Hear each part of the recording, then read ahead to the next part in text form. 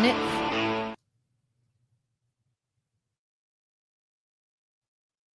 Oh, we're frozen. Frozen on the screen.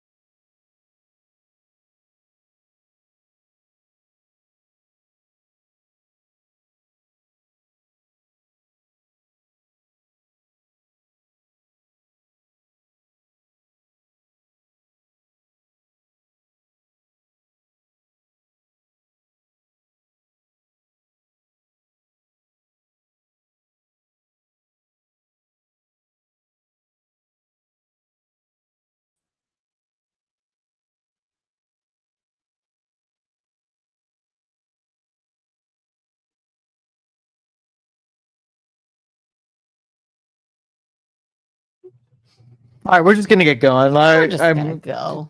Good morning, everyone. Youngstown Talk Channel. The intro's not working. Power's about to go out, so we figured we'd get a little bit of an early start. We got a lot of shit to get to today, so this. Oh boy! In a short show, we have a lot. We have a ton. Okay. We have a ton. It was a really super busy weekend. So let me make sure that everything's working because I'm. Good morning, Chuck. Good morning, Chuck. All right, we'll see. Anyway. Yeah. So first off, President Trump was busy from Friday all the way through the weekend. There's a lot of stuff that went down. So where do you want to start? Do you want to start fun, lighthearted? Let's do cocaine first, because cocaine's a really great place to start every Monday morning. Okay. Okay. So do you see the story, or first time hearing it? This must be the first time. Okay. Do you know who Macron is? No. Prime Minister of France. Okay. President of France, whatever it is, Sure. French guy, right? Yeah. And so they were, he and three of his three people he was meeting with were taking a train ride to Ukraine. Okay. And they were all sitting around this table. And when they were having a meeting, and it was kind of lighthearted, and they were, just hanging out. And then the media came into the room. And so they all sat down when the media came in.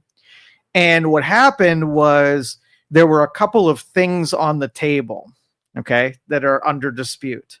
Oh boy. And one of them was right in front of Macron, and it was a white thing, white packet, white paper, white tissue, something white sitting in front of him.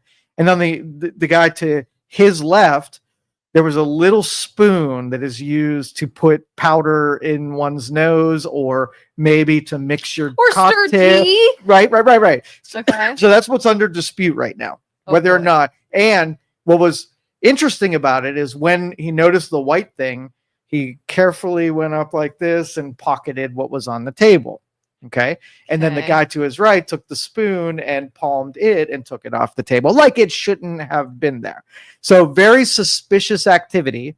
And a lot of people are saying it was cocaine. And some people are saying he had a cold and it was just a tissue. So I'm okay. Let me kind of give you a couple weeks ago. He had a press conference and he was talking about, reducing some costs and the benefits of France and whatever. And he was wearing a very expensive watch at the time. And when he noticed he had the watch on, he put his hand on the table and he pocketed and took the watch off and then brought his hands back up. So this guy is a magician when it comes to, removing the sleight things. of hand of yes. questionable things. Exactly. So since you didn't see the video, let me go ahead and play it for those of you at home. I'm sure you've seen it, but I just want to do this for Kelin's sake. And this might be a silly question, but just to be clear, I'm assuming cocaine is illegal in their country. cocaine is illegal. Correct. Okay. And they've been taking the video down all over the place. So finding a copy of it has been That a sounds little. pretty shady. All right.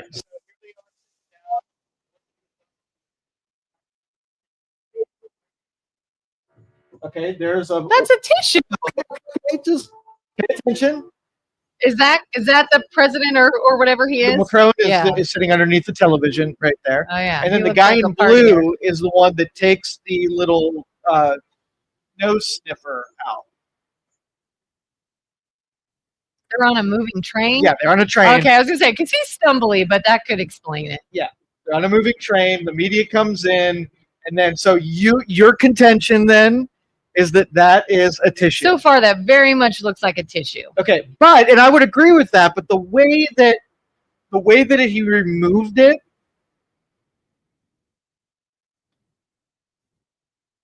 And see this thing on the right by the glass?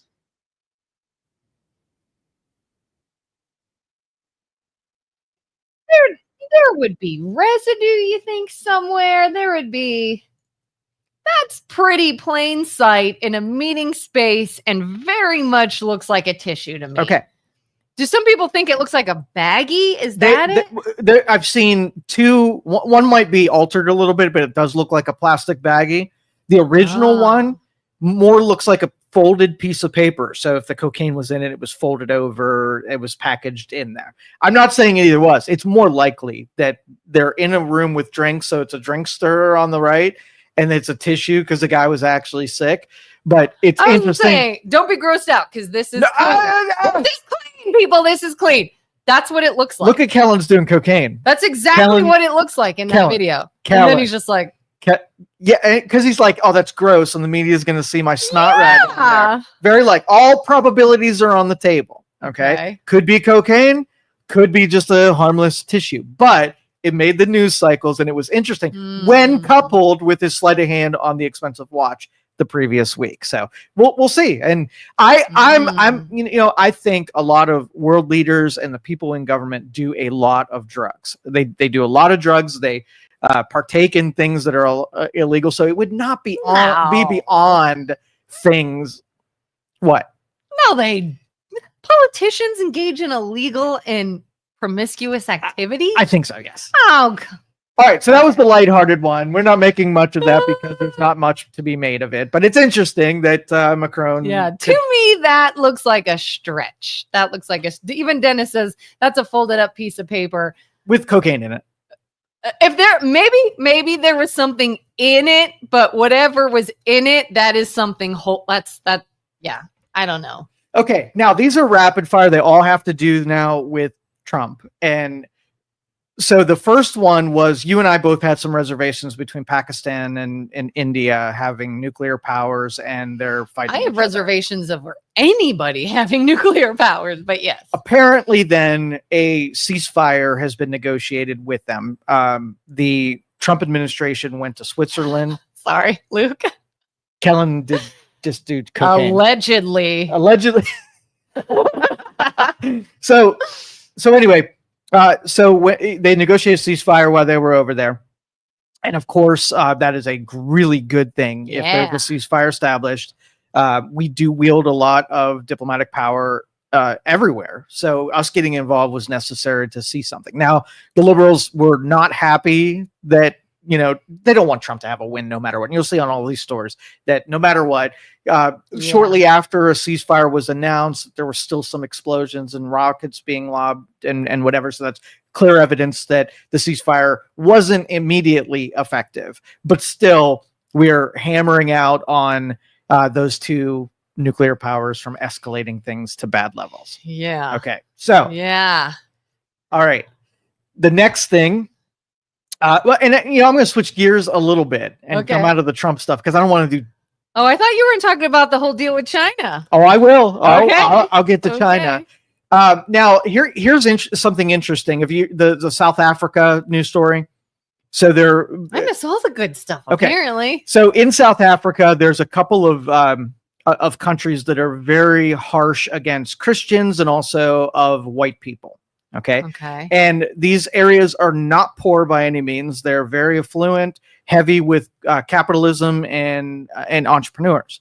And so the Trump administration greenlighted immigration from these countries and bring some of these white people who were being, gone after by those governments, and are going to bring them into the United States. So it creates a sort of like a conflict of what is the purpose of immigration.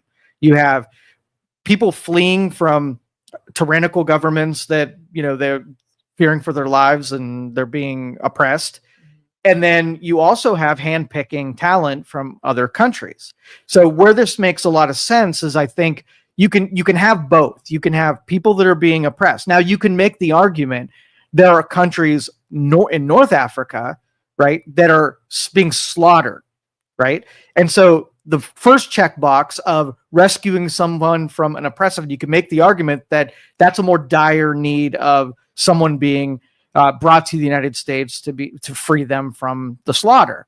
But you wouldn't get the second half of that, where being contributors to the United States economy and being a participant, they would be a charity case, not somebody who you could fetch. So the angle you got to take on it is the immigration policy is going to be heavily slanted to bring both of those into the country, not just your most dire. We look at this immigration as a one-trick pony. It's just to bring people in there that are in bad circumstances. If you can get both, right, would you not? If you could you're talking about the ones that are sort of the charity case versus somebody who can legal. Not only rescue them from their situation, but also bring in entrepreneurs that can add to the economy and pay taxes. I mean, if there are highly intelligent, well-trained immigrants that could greatly benefit our way of life here, and we want them to come and work with us. Yeah, because it doesn't count against your ledger when you bring in a charity case, but then they cost you a lot of money to support them once they're here, versus someone who's going to instantly come in, be rescued from their situation, and start paying into taxes. I mean, there's no downside to that one. That, like I said, you don't have to worry about costing the economy or your benefit programs because they're going to be self-sufficient. Yeah, yeah.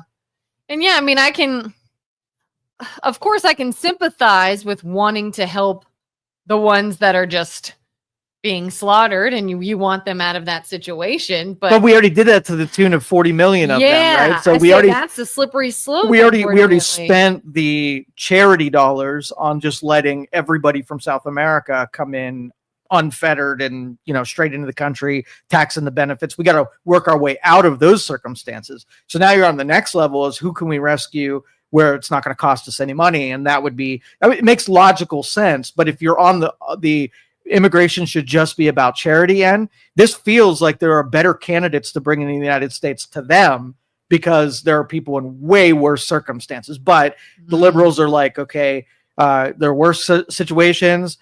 This must be because these are white people. So you didn't want to bring in the black people. Obviously, Trump is racist. So it's terrible from a PR standpoint, because you can craft that narrative pretty hardcore.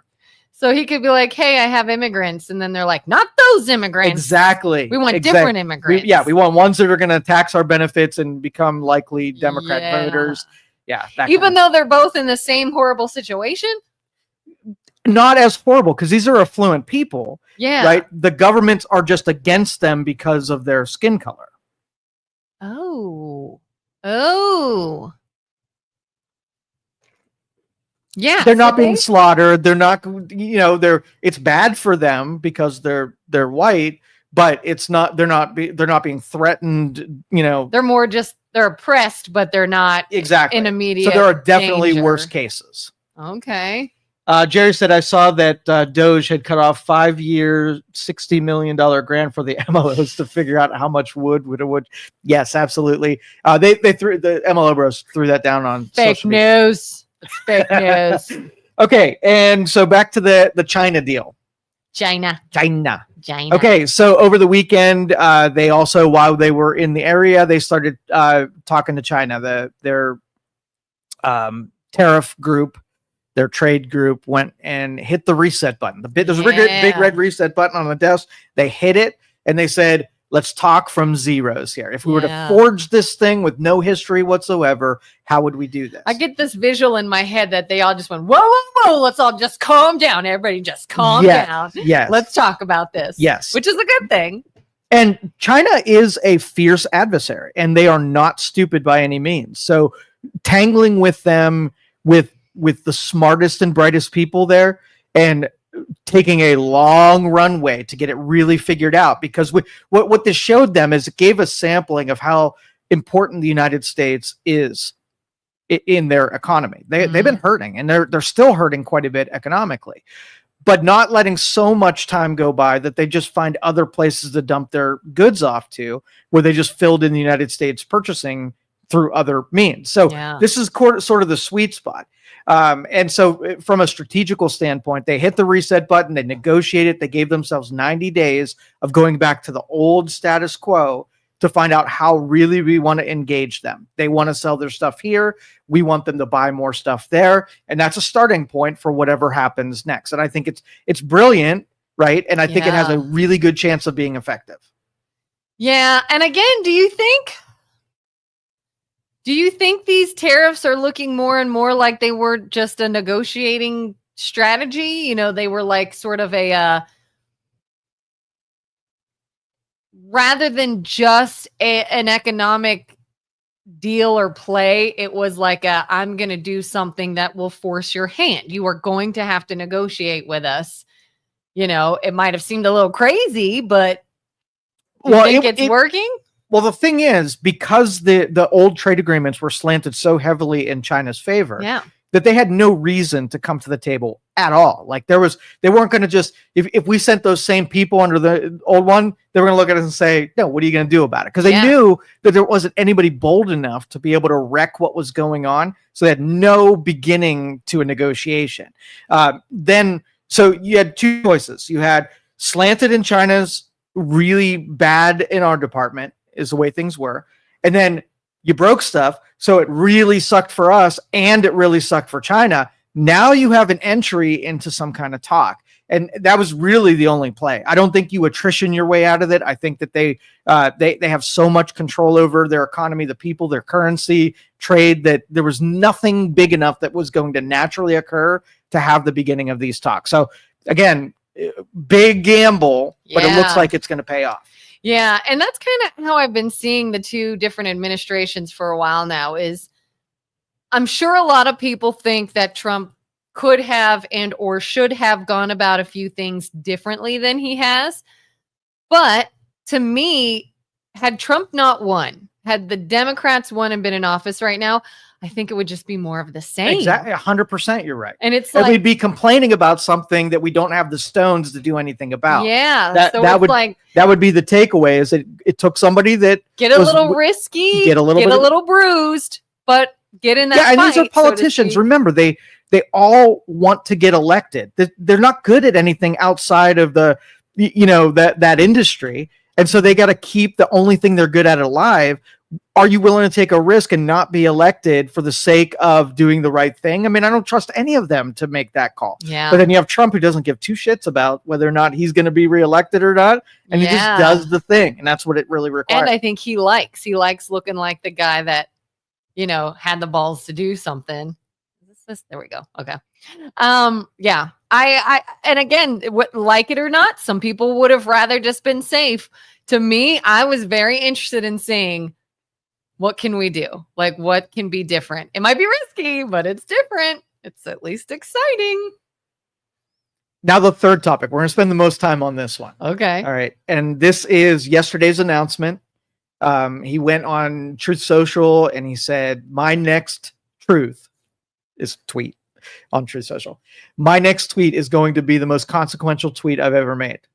And then so the organs played and the drum beats started and everybody's refreshing to see what this thing next is. What is it? And he announced that he is signing an executive order at 9:00 this morning. So it's probably happening as we're talking right now.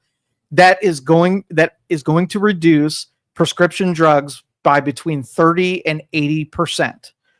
And the truth was about this long. and it illustrated. Now, the reason I want to talk about this is because I am both against this and for this at the same time. Ooh. Okay. So pharmaceutical industry is very complicated, and it will be too a very risky maneuver for the Trump administration to do this correctly. All right. So, you know how pharmaceuticals work? Got, you know, the industry? Probably not as much as you. So there's a portion of it that I think is required. Okay. So you're making a new drug that does something. The amount of regulations and research and development that you're willing to put up for the drug is tied to how much you can make on the drug. So if you invest $1 billion into creating a drug, the regulations are supposed to allow you to invest that money, make really good pharmaceuticals, and then recoup your money and have enough margin or payoff at the end in order to make all of that system worth it. So a drug might take 10 years of development, and then you have a window to be able to make that money back. And I think you'll correct me if I'm wrong, but I think it's like 20 years, right? So you can sell a drug for 20 years. You own all the licensing for that drug, and then people can start making generics off of it, and you kind of lose exclusivity from that medication.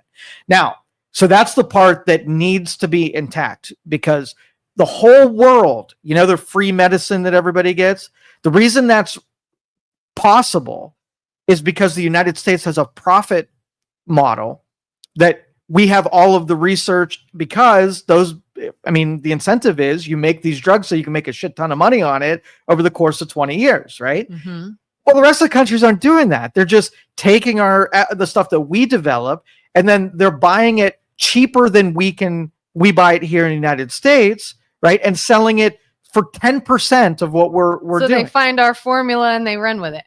Especially China. China rips off our pharmaceuticals because there's nothing stopping them from doing it. But other countries negotiate with that industry, and they get it cheaper than we get it. And it's just not fair. We're pulling, it's another tax, right? We're paying a pharmaceutical tax to fund the entire world worth of cheap medications, right? Because of they don't have the same regulations and laws that we do. So they get to, bathe in the profits of it for 20 years. So pharmaceutical company makes a new drug. They have to put out there what's in it. Our own citizens then can't touch that for so many years.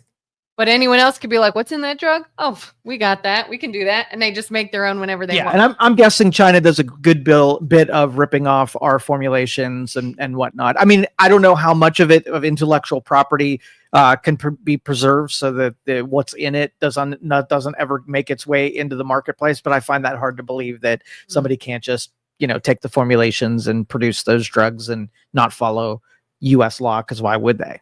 But more importantly, people are not even the countries that are buying it, like Canada, like Europe, where they're buying it cheaper than we're being sold to.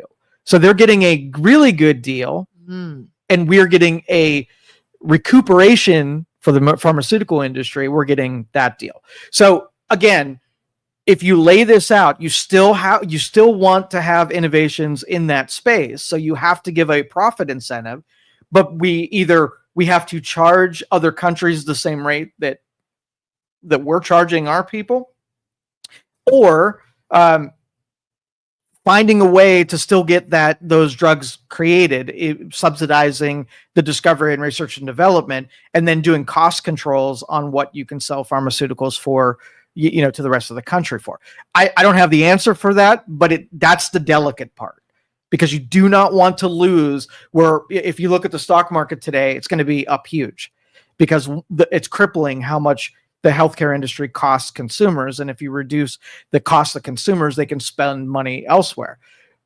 But the pharmaceutical drugs are going to take a bloodbath today, because their profits are being threatened by cost controls on what they can sell to the American consumer. So the consumer is like, yay, it's cheaper for us. But the pharmaceutical companies are like, you just devalued our product, basically. 100%. Yeah. So it's good and bad. So the bad parts I'm really scared of, and the good parts, great for consumers. And then, so RFK sitting in the back saying, hey, why don't we do this? Why don't we just make everybody healthy so they don't need so many freaking pharmaceuticals?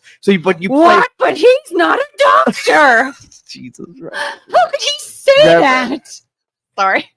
So anyway, and the problem that I see from Democrats is immediately, right? This is something that would be in their wheelhouse that they'd be celebrating and setting up a parade if it were anybody but Trump. Yeah. And then I might just be sort of running with this, and this may have no actual basis to it.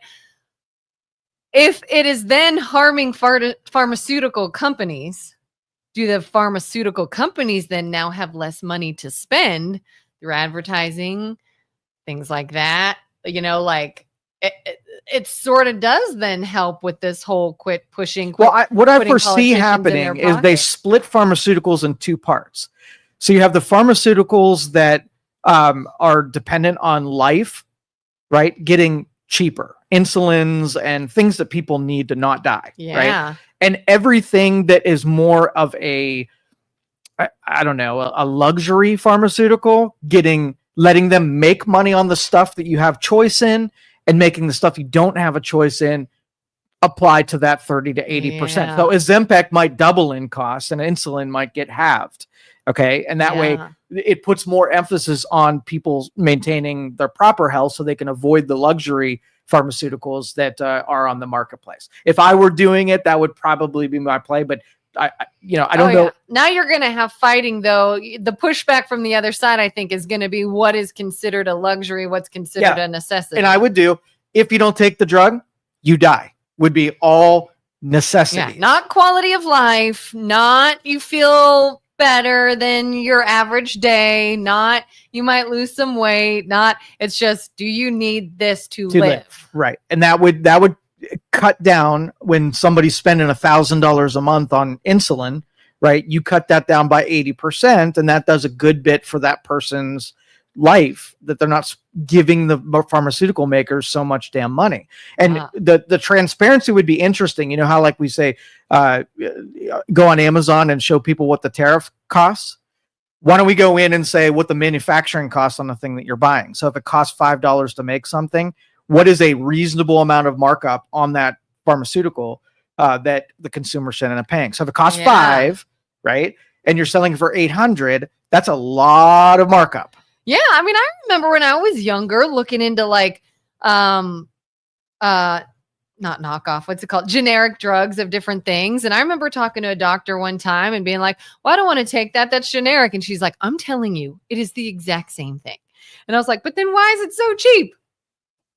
Yeah, after you get out of that R&D window and anybody can manufacture it, now you have true competition in products. But when it's not competitive, where you don't have anybody that can make that formulation, you have one company who can charge whatever they want. And if regulators look at the pharmaceutical like every other industry, they can determine what's reasonable and fair to do a markup depending on how much money because when a pharmaceutical, it's all public company. So I can tell you how much I have. Simple math. If it costs me $2 billion to create that product, and I go to market and I sell it, and I know what the manufacturing cost is, I know how long it's going to take till I pay my original investment back on the research and development. I can't, if we get to year 8 and I've paid off all of my R&D, I can lower the cost back down because R&D has been satisfied. And all it would take was a regulator to look through those numbers to see. I think it's fair to let companies make their R&D money back. I mean, why wouldn't you, right? Do you think insurance companies are going to be covering more then or less? Or do you think they in any way will be? Well, they already broker deals into that margin, and that's how they get a reduced cost for insurance coverage. Now, if the on the street value has been reduced, then insurance companies don't really have to broker those anymore, because the regulators can go through pharmaceuticals and they can establish what things should cost to a reasonable level. And then you don't have to play this game where the pharmaceuticals are trying to get as much and the insurance companies are trying to negotiate as little as they can. And now it's just, what if there's corruption between those two? What if the pharmaceuticals and insurance companies get together and they pad the pricing and consumers end up losing? Yeah. And do you know how many times I've heard of a situation where somebody wanted to take a certain medication and the insurance company is like, we won't cover the cost of that until you try these other ones first. Right. And you could tell them, I can't try those. Either I have an allergy to it, there's an issue with it, there's whatever. I don't want that one. I want this one. It's safer for me.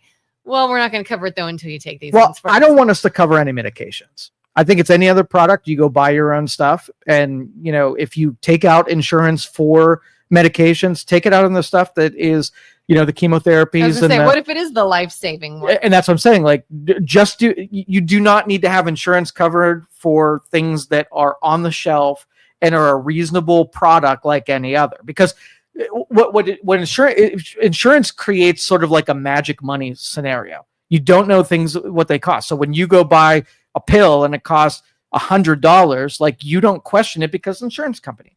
But all that crap gets put into your insurance premium and you are paying for that. It's just hidden from you and you don't know what it costs. So I'd prefer maybe 90% of the drugs that are available, consumers just purchase them outright and they don't put them through insurance so that pharmaceutical companies can't gouge insurance companies and insurance premiums for the sake of just you getting a $5 bottle of something that really costs $800. So is this going to affect then the prices then of just like NSAIDs, over the counter things, or just? I'm going to read this executive order because I don't know how far it goes. Like the Biden Obama price controls and caps started to do something like that. And you know, Mark Cuban, he started that drug company. Is he the guy from like Shark Tank or something? Yeah. So he started a company that is in the pharmaceutical industry, and that company figured out how to find source drugs that are way below what insurance companies and doctors' offices and pharmacies are able to distribute. So I hope Mark Cuban is a huge critic of the Trump administration, but he knows this business, how to give a great value to consumers. I hope they pull him in and learn everything he freaking knows about this industry, because he knows the things he's pissed off about how he can't provide certain drugs because pharmaceutical industries are insulated from market forces. Yeah, things that would usually make more sense, you can't have because of the business of the others. Right. And so with cutting commercialization out of, watching news channels and sporting events be covered by every one of those Merck and Johnson & Johnson, whatever. Yeah. Cutting that out means that, pharmaceutical companies aren't hawking their product at people, making a killing of money at the expense of consumers. That needs to be righted just like any other industry.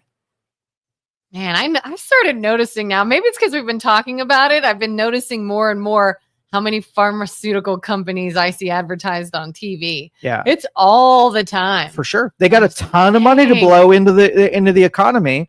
Yeah. And they're using it to own favor from politicians and news networks. And so I will assure you that you don't hate the pharmaceutical companies enough. No matter how much you hate them right now, it's not enough. I know they're necessary. They play a role, but you don't tolerate misbehavior in the marketplace simply because you need their product. They can do great product and be a good contributor to society, both. Yeah, I mean, like when Jeff Bezos said he was going to start showing prices differently on Amazon, here's what it would be, but here's what it is with the tariff.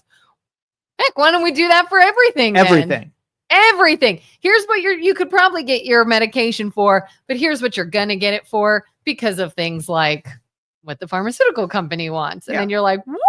But if companies like Rolex, like if you take a Rolex and you do what it costs to manufacture an actual Rolex, and you look at that was $192 of materials and probably maybe $400 worth of whatever, and you mark it up to $20,000. Well, that's a luxury product. You don't have to buy one of those. So you're allowed to create as much profit margin as you want in a product, as long as the person on the other end doesn't need to have that product. Yeah. That's what would constitute something that would be considered luxury versus necessity. Yeah. I mean, we were talking the other day. I saw a guy on the news one time talking about wine. And he's like, no bottle of wine takes more than $20 to make. Yep. You're paying more because of the name, because of the marketing that goes along with it. And I mean, we do that with so many things.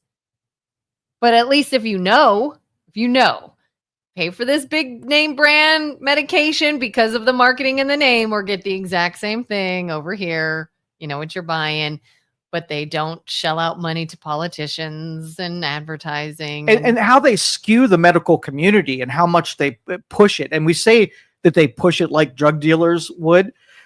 But okay, just follow what I would do if I were in that situation. So you're doing a medical practice. You're the doctor, right? Mm-hmm. And you get a letter that said from one of the companies that say, "Hey, we're coming out with this new vaccine. If you can get legally that vaccine in someone's arm, I'm going to give you $10,000."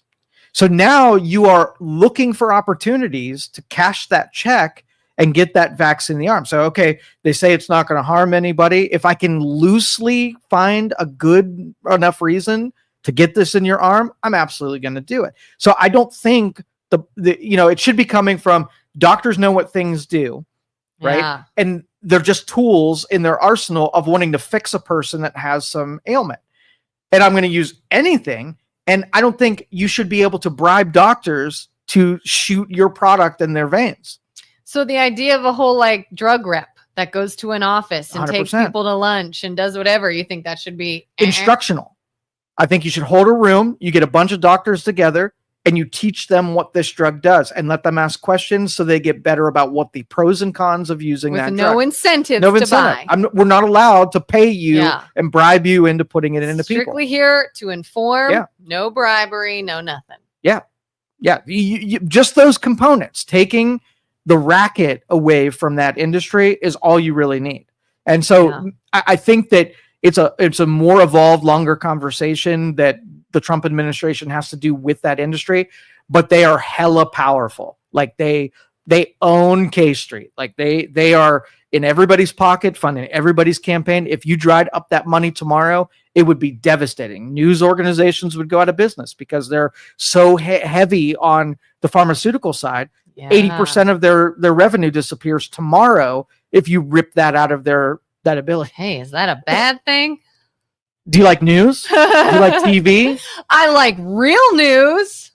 Have you noticed the news stations that have decided to rip pharmaceuticals out or became less favorable for that industry? No. It's garbage. It is garbage. Is there an organization that has decided There's a couple of networks that swore off pharmaceuticals, and the commercials that they have to run are garbage. Like what? What do you mean? I think it feels like if your local, heating and cooling place put a commercial up there, and these are running on national networks, but you're like, are they really hawking XYZ? So they don't look like nationally produced expensive cameras. They look like they got inventory to sell. When they're not selling at 80% of pharmaceuticals, they got to fill it with people willing to pay. I would rather look at a little low budget made commercial. I know, but it's way less money because that company is not paying what the pharmaceutical company is paying. 100%. I'm okay with that. Okay. Well, again, there are a lot of newspapers, a lot of radio stations, and a lot of television stations that only exist right now because of subsidized from that industry. Because guess what? Who else profits from this? The local advertisers. You don't need to go to some big national, we're going to make your commercial look super produced and expensive. You can go to a local small business advertiser and be like, can you make me a commercial? Yeah, we can. So then your local community wins. You're not in the pocket of pharmaceuticals that control what you do. Consumers get a cheaper product. But those local ones will never backfill the pot of money that those places were getting from the pharmaceuticals. That disappears. And I'm going to guess that if you get to 50% of that revenue, then you're doing well, because they're not doing it on subscriptions. They're doing it completely single industry revenue, which is the pharmaceuticals. And it's going to take a long time for them to reshape their models so they can afford to put the programming on, right? So let's just say Netflix, or not Netflix, because there are subscriptions. We'll say MSNBC. You rip it out of there, right? 80% of the revenue dives. Now they got to start upping the cost of everything else to make it fill in what the pharmaceuticals were filling at that point. So it would be bad for major networks. Do you think at some point then the on-air talent will be paid less? Yes. And then you have on-air talent not will be as paid good less. on-air talent. Yes. Technology will be paid. Everything changes. But is it not better? You have something shiny and professional looking and it's dirty. Okay. All right. Well, let's change it. Politicians get a lot of their election money from pharmaceuticals. You rip that out of there and don't allow them to take that money. Now, what do they have to do? That's why you can't have a third party. They don't have the money for it. Okay, so same thing. You dry up that revenue, and if they were using a major portion of it to buy politicians, and now they all of a sudden have to get individual donors or they have to get smaller sponsor groups, like you really create some disadvantage on some certain people. Kind of like what RFK had to do. And yeah, so I'm not saying it's good or bad. I'm saying it's different and it's very, very complicated. And they've rooted themselves into a level that the people that have to decide that are the ones that are going to be the big disadvantage by ripping that out. Do you think a politician who gets their revenue are going to be like, yeah, let's get pharmaceuticals out of the election process or the lobbying process? They took me on a charter boat over the weekend and I'm going to give up my vacations from the pharmaceutical industry and the free money, paid on the side.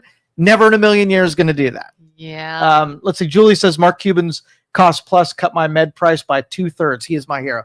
The dude knows what he's doing in that industry. And that's what I'm saying. If they can get over the tiffs between personalities, he is the guy to go to really get this figured out. If you want to do it fair, Cuban's smart as hell. He really is. I mean, he's had some dumb elements when he was campaigning, the things he would say because he hates Trump so much, but the dude knows what he's doing in this industry and he needs to be tapped.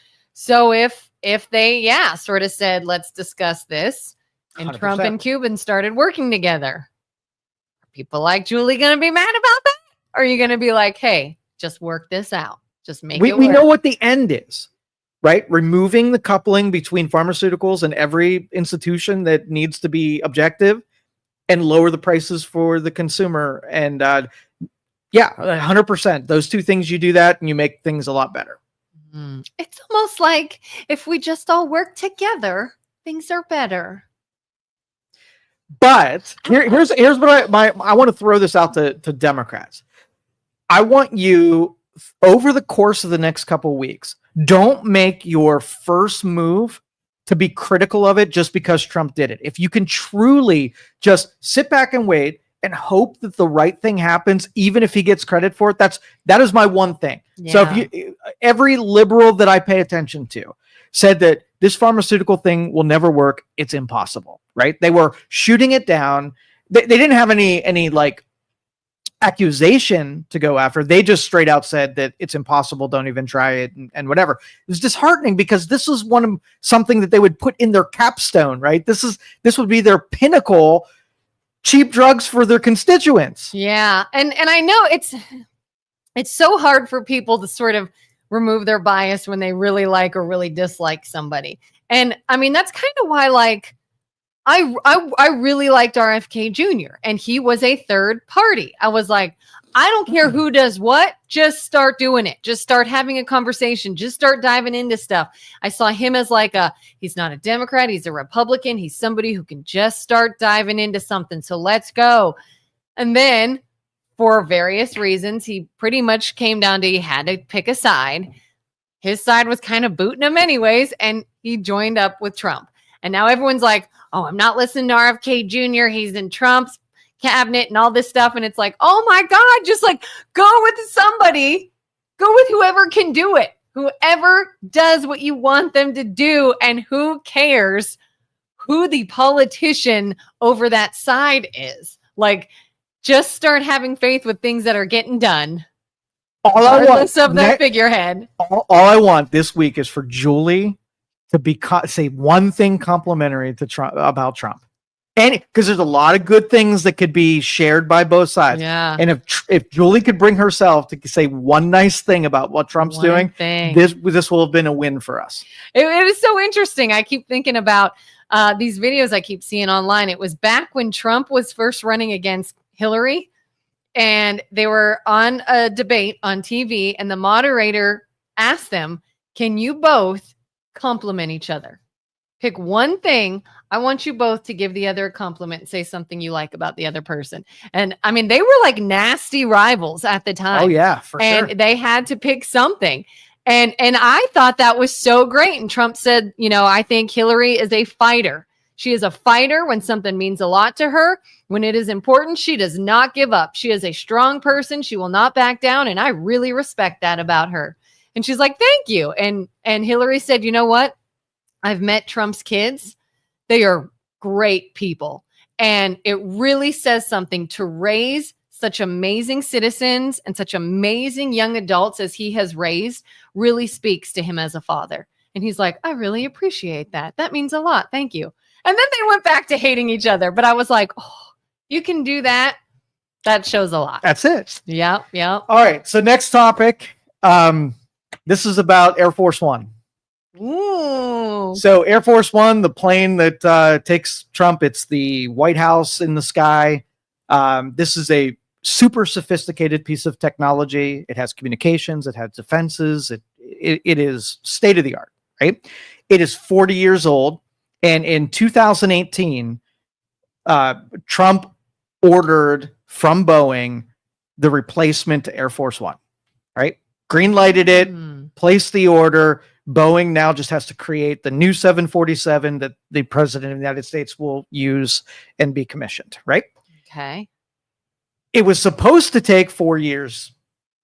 In 2022, it was supposed to be delivered for a certain price, right? Boeing, which has struggled heartily over the last decade, did a cost overrun, right? So it's going to cost them more. And it's been delayed, still have not delivered, and has moved the delivery date to 2029. So 11 years to build the replacement for Air Force One. Wow. Okay. So not great for Boeing.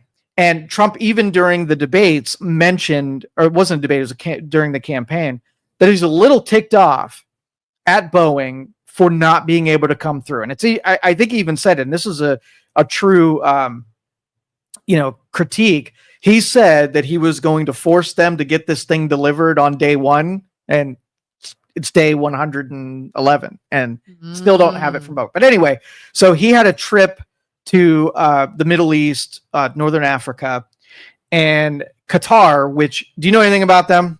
All right. So Qatar is really good. Qatar, whatever you pronounce it. And they are really good at playing all sides against one another. So they are our friends in certain respects, and they are our enemies. They are a shit poster, country that really cannot be trusted. They are not great. Okay. And while we were there, Trump was probably complaining, or the administration was complaining about this Air Force One not being delivered, because they were probably just on it during their visit. And so I don't know if it's a prince or a king or whatever Qatar has said, we are going to give you, okay, our old plane, which is a $400 million Sky Palace, and you can use it until your Air Force One, or you can have it. We're going to give it to you, and you can use it until your plane gets delivered. And Trump turned it over to the Department of Defense. They are considering it and putting it through the deal. Now, I'm going to give you my angles on it. A friend foe nation, right, gives us something, and you're going to use it to put our president on when it was owned by Qatar. I would probably say, thank you. Awesome gesture, but no thanks. Thanks, but no thanks. Because number one, there are going to be more hidden bugs and video cameras and spying and surveillance thing on this thing that they put on there. Oh, I could never trust it. And we're going to have to outfit it anyway and put our stuff on it. And it's probably going to cost more than the Boeing would be to get this thing. So I'm going to say no. Yeah. But it's a gift. They're probably going to receive it. Whether or not we use it as the presidential transportation, probably not for that reason alone. But what do you think the Democrats and libs said over the weekend about this? I could see someone being like, what happened to getting American made? And what happened to blah, blah, worse blah? than that. Worse than that. Oh, gosh. I don't know. Impeachment. Trump is being bribed by Qatar with a $400 million airplane. And Trump in the reporting was like, no, they're giving it to the Department of Defense. I just will be using it because I am currently president. So now, if our country's allowed to give current administrations any kind of gifts whatsoever without us being suspicious that there's a quid pro quo involved in the gift. Are they allowed to? Yeah, should. Like if France gave us a big bronze statue. I was just going to say, okay, if we did that, would that be considered a gift or a bribe?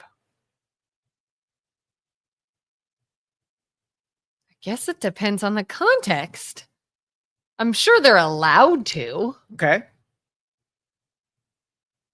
But do I want other countries to be able to give us gifts and then we get to sit back and think, what are you getting out of this? This is just I think anybody would see that and question it.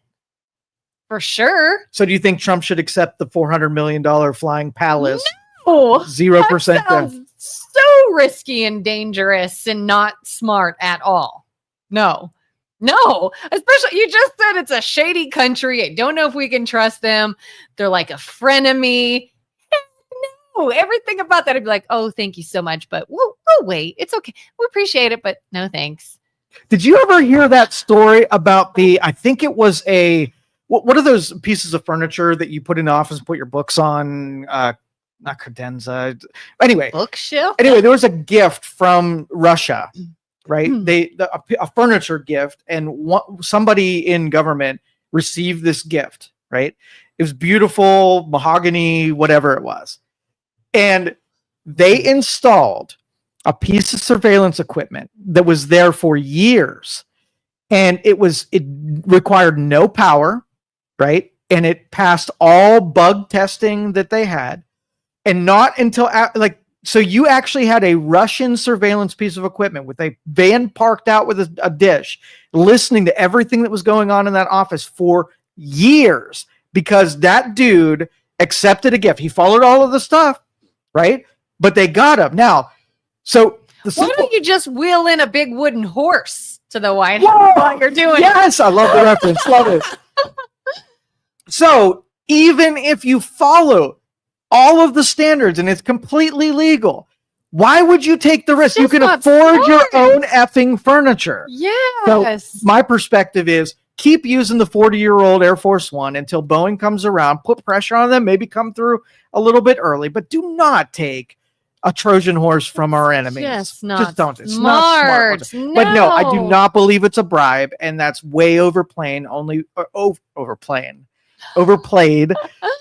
And my first reaction too wasn't even so much bugs and listening, but it's something that can explode or something, like for whatever reason, it's unnecessary. It's just a bad idea. Yeah, it's a nice gesture. Thank them heartily for being willing to do it. Yeah, no offense, but no thanks. So Julie says it is to be used for the Department of Defense until he is out of office. Then it goes into his library. It's coupled 2029 with when Boeing says his is going to be done. So he's going to be allowed to use it until the Boeing one is done, and then it's going to be retired to the library. That's the official story. Library. So Julie made some interesting things up top. Yeah. I want Trump to lower drug costs, stop taxing Social Security, lower taxes, lower inflation, stop these crazy wars. He does those things, then I can compliment him. He's doing all of those things. The drug cost addresses it. Number one, if he did all those things, that would be way more than any other president has ever managed to do. Yeah. So that's quite a list to finally give someone a compliment. Number two, many of those things are in the works. Almost all of them. Yeah. I can't. Lowering taxes, lowering inflation. He tries to stop a war, and then he gets flack for not funding a country who's at war. Like now he's heartless because he's trying to stop it. Yeah, and everything's a pushback. Yeah, but that's what that's why I want you to kind of take the blinders and the filter that you're putting it through, that if Trump does it, then there must be some kind of ulterior motive, or it's not as good as if somebody else would do it. And just look at it from the facts. If Joe Biden was brokering ceasefires, if he was reducing cost of prescriptions and medications, if he was not taxing Social Security, all those would be pinnacled and celebrated and paraded. Just kind of give him the same kind of leeway. She says, Trump Incorporated just got a $5.6 billion deal for a resort in Qatar. Then they gift a 747. That honestly, that is the big bad optics PR part of this, that they might not be, right? But you leave yourself, it's not necessary. We weren't like screaming that we need a new plane right now. So to do that, when you've had dealings with that looks freaking suspicious, and it leads eyes on things that maybe it is that. I don't know that it's not. I don't know that it is. But it's just not necessary. And Carter says, what an awesome businessman. So here's how do you feel about, absolutely there should be caution, I think, when dealing with adversaries or anyone really in another country. Use caution. At what point, though, do we need to have a friendly relationship with other countries that maybe are adversaries? I feel like everyone is quick to be like, how dare you even talk to Putin? How dare you do something in the Middle East? How dare you whatever? And it's like, I would rather him be a friendly with enemies, with bad people, than keep the fighting going.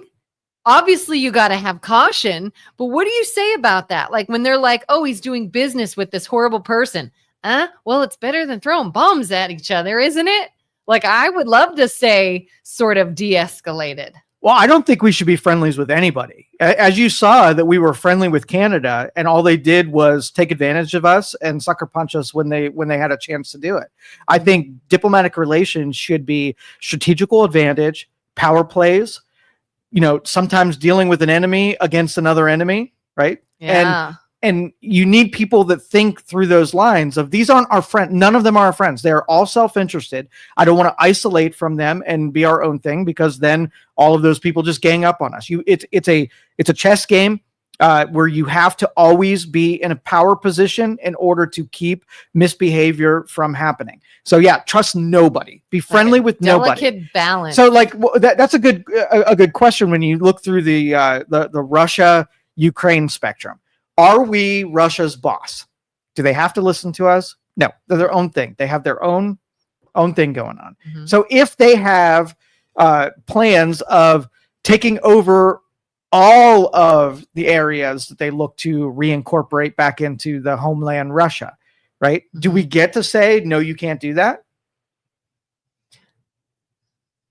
I mean, we're not their boss. Yeah. So all we can do is wherever we're at right now in the timeline, right? We can make whatever they want to do less advantageous, right? We need to put pressures on it, because we're not allowed to tell them that they can't do it. They've got missiles and they've got soldiers and they've got their own government. And if they sat around and talked about it, they can say, next we're taking over Switzerland, right? And then we can look at it, be aghast by it and say, that's got to be illegal by somebody, but they're their own thing. All we can do is say, hold on, time out. I'm going to pressure the shit out of you so that is the worst decision to take over Switzerland. And that is all we can do. So you got to have people good at doing power maneuvers against people. That means sitting down and listening to really bad ideas, like Iran going after nuclear, right? Iran wants to have a nuclear bomb. Why? Because people who have nuclear bombs are respected in the world community. They listen to what they say. So you can wipe Iran out in 20 seconds, but if they have a nuclear bomb, right, you then have to question it, and it's a power advantage on the Iran. So what do you do? You use everybody that may be non-friendly, like Qatars of the world, to make it a disadvantage to pursue something that you don't want them to pursue. And that's really it. It's international diplomacy is a messy game, and we want to put it through like having tea with our neighbor. It is not that at all. These are not good people who are following rules, self-interested, looking out for number one, right? And using power advantage against them is really the only strategy. Yeah. Julie says many of those things are beyond his capability to do by executive order. Sounds good, but so far empty promises. Well, and I put a lot of that on the legislature. Okay. They are freaking useless. The House and the Senate are freaking useless. Every executive order needs to be followed by debate and commissions and legislation. Because an executive order could just be undone. It's not a real thing until it's codified and put into actual law. So there's good starting points, but now it's up to the legislature. What do?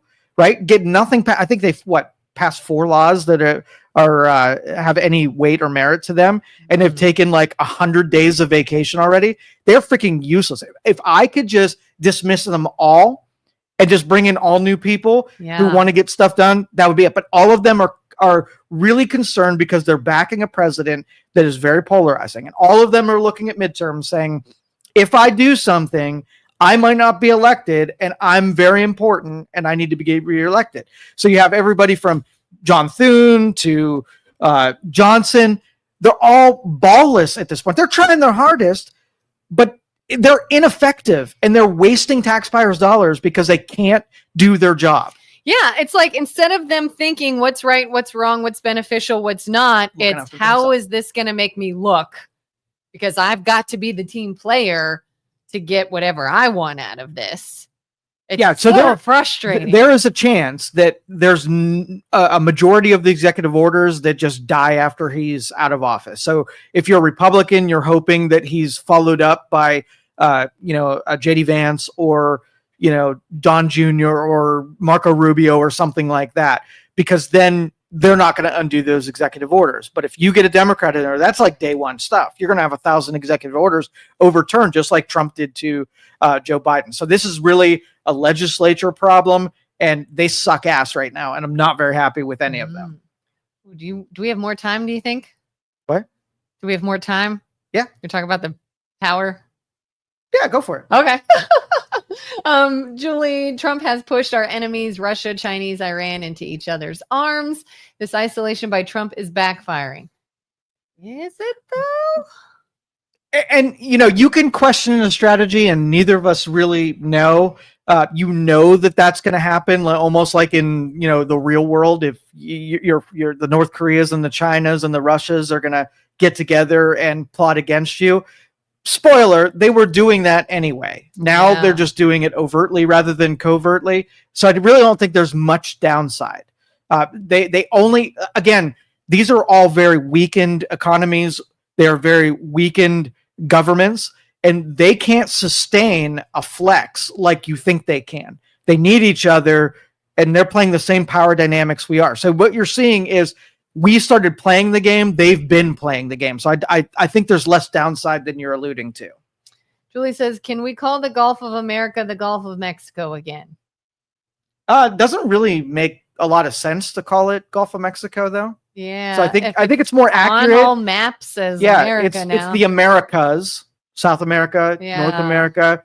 And so there's a lot more exposure to America than to Mexico. So to call it one country's name doesn't make as much sense. It's petty and stupid as far as I'm concerned, because I don't think anybody was hung up on this deal.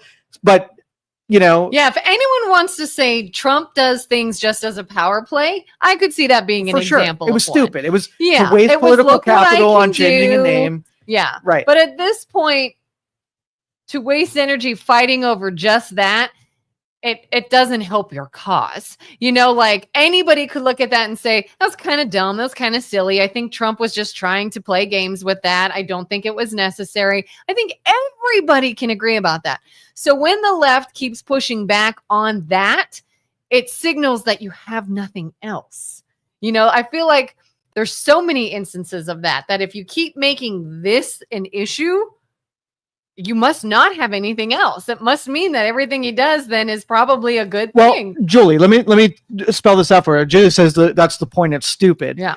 And what you have to, these are politicians after all. And so if I went to rallies and I said, I'm going to change the Gulf of Mexico to Gulf of America, and everybody cheered, and your focus group says a majority of the people said that that's what they wanted, and this guy won, he's going to do all the things that he came through, because at the end, he's going to say, I came through on all of my campaign promises. So whether or not it was stupid, the people who voted for him said that that's what they want him to do. Now you can say his voters are stupid and they're petty, right? And, you know, whatever, but he did his part. And that's what politicians should do. The people that you represent that put you there, you got to come through for them. And then they keep voting for you and supporting what you do.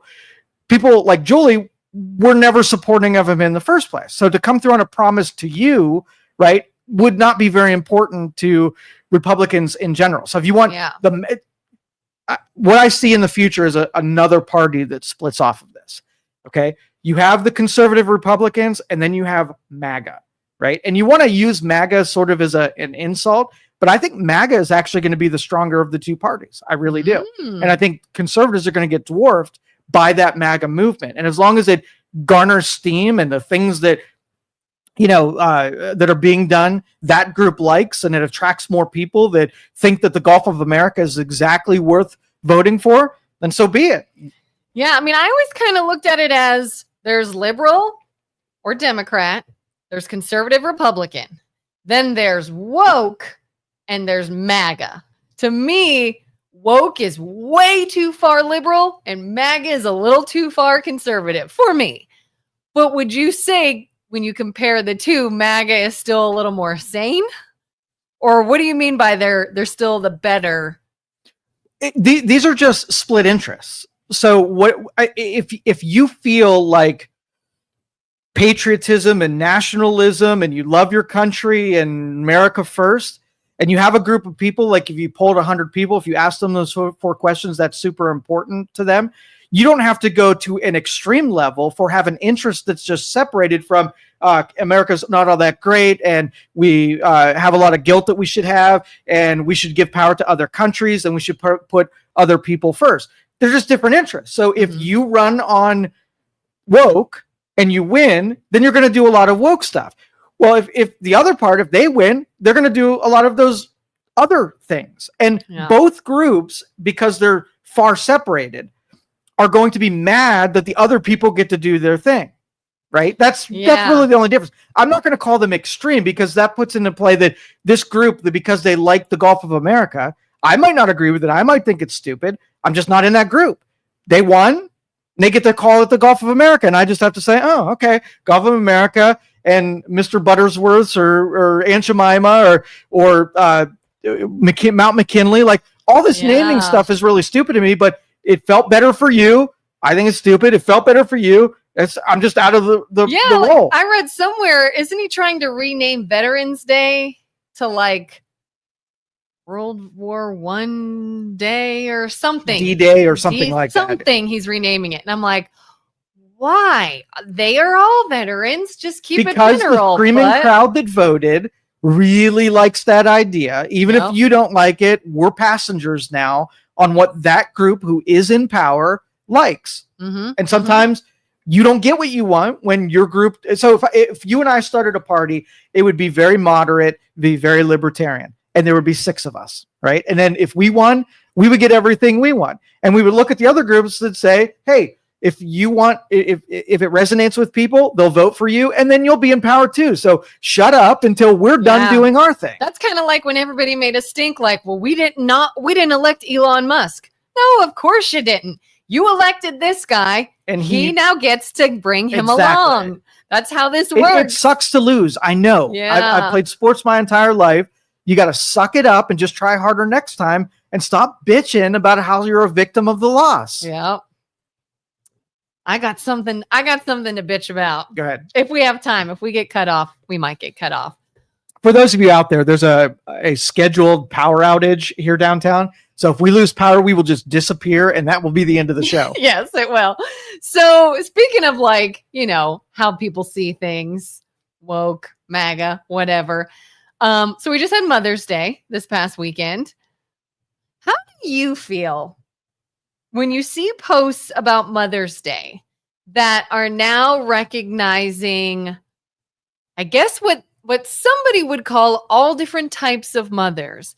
Dog mother, a dad mom, whatever. I even saw one. It was like, I'm an auntie mother because I'm a great aunt. So wish me a happy Mother's Day too. How do you feel about Mother's Day and Father's Day branching into other realms of the It's definition? a theme and I hate it. I hate it too. I hate it too. I hate it so much. And I'm going to be called a bad person by progressives. What's it hurting? Blah, blah, blah. Because here's the thing. That's just not what it is. And I get people that I have friends that don't have children. They have pets and they say, oh, happy Mother's Day, your dog mom. And by the way, that's a day now, according to the internet. It was Saturday. Saturday is National Dog Moms Day. All right, whatever. You do you, fine. But Mother's Day, to mother a human, is totally different, number one. And number two, that's what it is, Mother's Day. And when I saw Happy Mother's Day to the mom dads, no, that's called Father's Day. They have their own day. And when you have Father's Day, you don't say, and happy Father's Day to the moms that fill in for dads. That's called Mother's Day. Why is everyone trying to be included in these days when that's not what it is? Do you want to make a National Aunt and Uncle Day? In fact, I think it exists. Great. Then we'll acknowledge the amazing aunts and uncles out there. But you're not the mother of this kid. You're the aunt. You're not the mother, you're the dad. You're not the mother, you're the sibling. That's not a kid, it's a dog. Stop trying to include everything on a day and make it completely different. That's not what it's about. All right, so that's the social commentary. I'm going to give you the scientific commentary. Okay. We reach homeostasis, okay? The world science takes something of big density and basically diffuses it down to equal density. So if you have something, let's just say, we have America, and it's hard to be an American, and you are a citizen of this country. Its value is super high.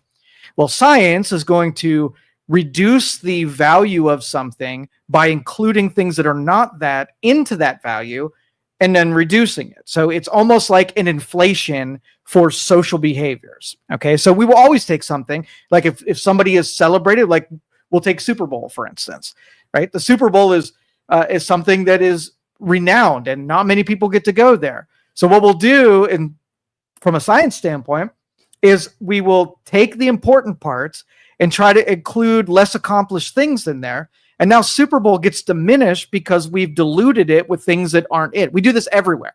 Yeah. But the components are something of value, taking one group that other people aren't a part of, right? Like mothers. And we're like, wow, they're pretty awesome. And then other people who are not that are looking and saying, I want to be awesome too. So then I jam people who aren't awesome into the group of awesome. And now the people who were being, given that honor are like, wait a minute. You mean you gave the peace prize to someone who dropped a nuke on somebody? Like now it doesn't mean anything, but now it's been reduced. I mean, I can remember, and motherhood is not just about giving birth. There's a lot that goes into being a mother as well. But I keep having this picture in my head of like, can you imagine being in a labor and delivery room and a woman that has just gone through the ringer of childbirth and you look at her husband and go, good job, man. Happy Mother's Day. I'll cut you. Like, I'll murder you. Like, are you kidding me? Are you kidding me? You can't even give me this. You can't get, do you have any idea what the mental and physical anguish, how your body will never be the same, how you're going to think you're losing your mind over the next year because of the intense sleep deprivation and everything else that happens through the next several years of your life. And you diminish all of that. It means it's anybody. Anybody's a mom, right? That's a big deal. If it's not a big deal, then you do it. Then by all means, adopt a bunch of little infants and stay up with them all night and feed them all night and cancel plans all night and fight with your spouse because you're stressed out all the time and keep them alive and worry about them 24/7 and feed them and do everything you have to do.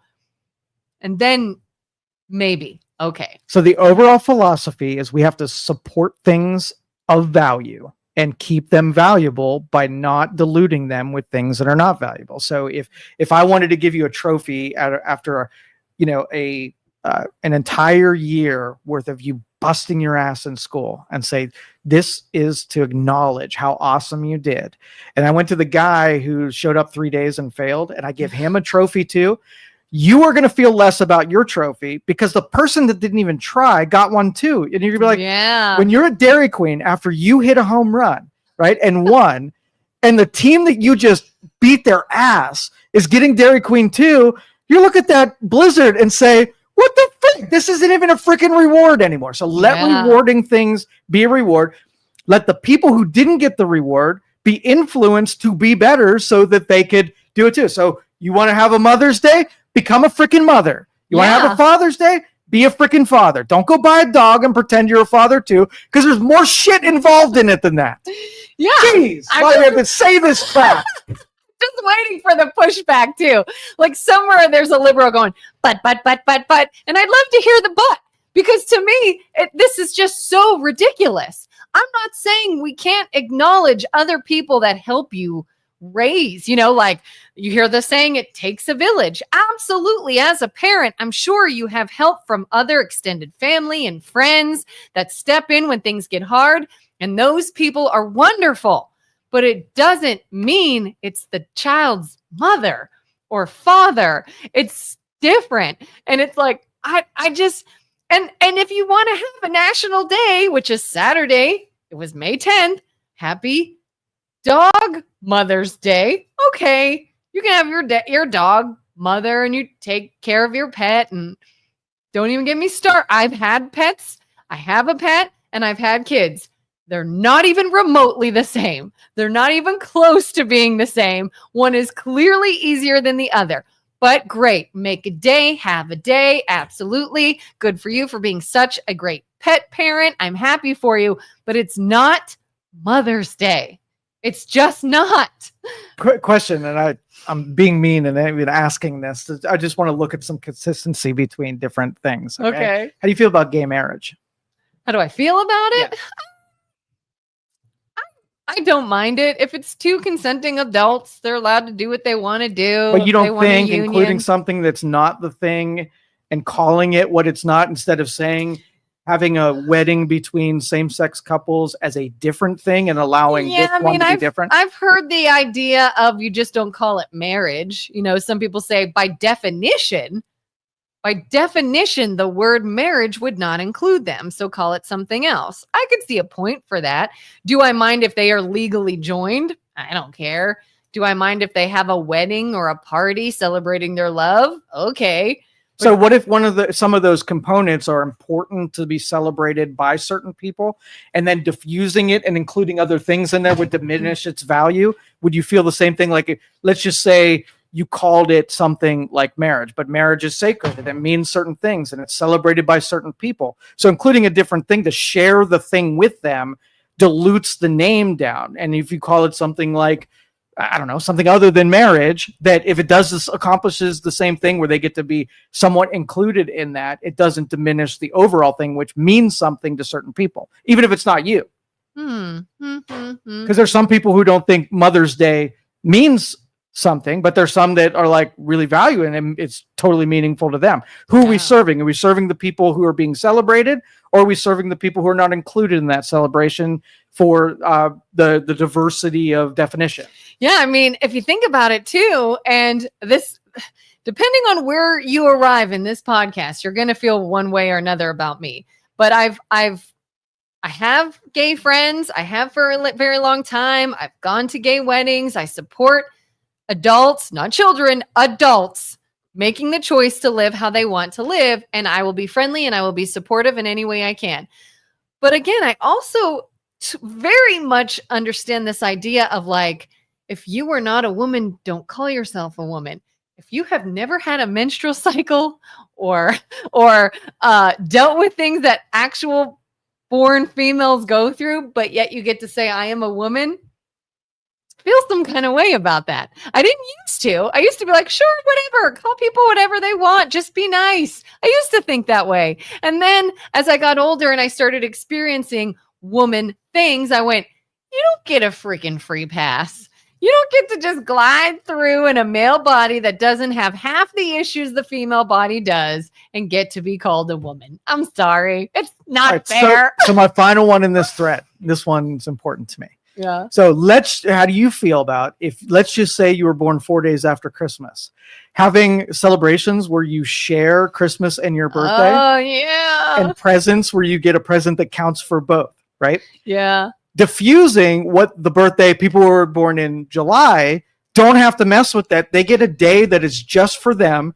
And if you want to do Christmas too, you can do that one as well. But you keep it pure and you don't have those hybridized things where you got to share something special with someone who's not involved. Yeah, I don't like that. I mean, my daughter has a January birthday, but it's far enough from Christmas that it's special, right? Yeah. I would, even if she were born right by Christmas, I wouldn't want to say, here's Merry Christmas and birthday. Yeah, happy birthday. I would want to keep them separate. As a person born 4 days after Christmas, I have a lot of angst and piss offedness over. They combine the holidays. How about I'm a twin? Yeah. I have a sibling that shares my birthday, and I have a sibling whose birthday is 4 days before mine. So growing up, it was one party for all three kids. Me and my brothers had one birthday party, and I'm like, this is bull crap. Where is my day? I want my special day. And I used to say, even if I get married, I'm sharing that day with the groom. Where's my day? So the principle is, if there's something that makes one group special, allow that group to really take that and make it special and keep value in it. And if you want to take another group, give them their own thing. Right? Yeah.